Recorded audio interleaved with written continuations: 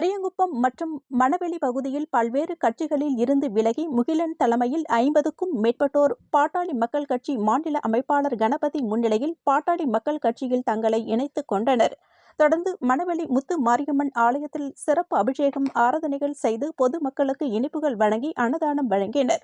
முன்னதாக ஆலயத்தில் அவர்களுக்கு பரிவட்டம் கட்டி மரியாதை செய்யப்பட்டது. இதைத் தொடர்ந்து அரியங்குப்பம் பகுதியில் பொதுமக்களுக்கு இனிப்புகள் வழங்கி அன்னதானம் வழங்கப்பட்டது.